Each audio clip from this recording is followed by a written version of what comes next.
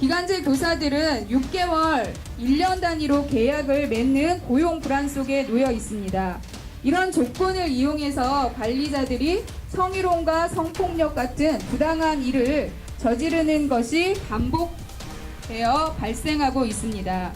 그래서 기간제 교사들은 이런 피해를 당해도 신고하거나 맞서 싸우기 어려운 경우가 대다수입니다.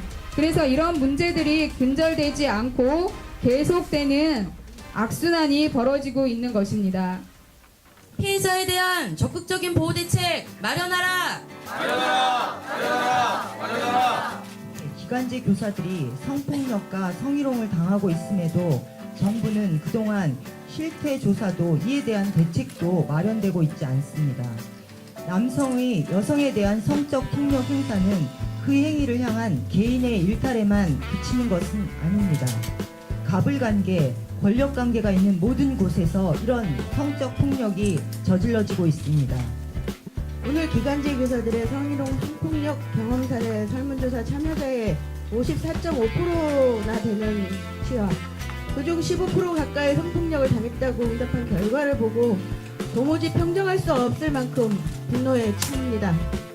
교육 현장에서 이렇듯 비인간과 반인권적인 행태가 암묵적으로 자행되고 있는데 학교 다녀오겠습니다.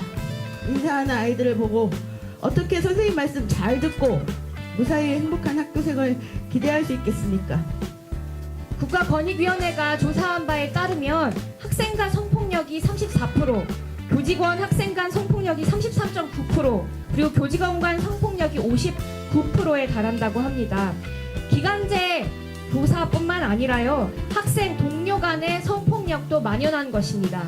과연 우리가 여기에서 학생들에게, 청소년들에게 이 나라의 새로운 희망으로 자라나기를 교육할 수 있을지, 충분히 교육하고 삶에 대한 태도를 말려줄 수 있을지 정말 궁금합니다.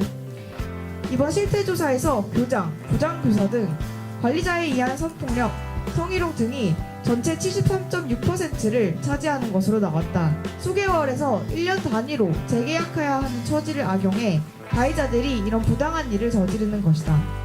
그동안 기간제 교사들은 성희롱, 성폭력 등을 당해도 후사할 곳이 없어 개인이 알아서 해결해야만 했다.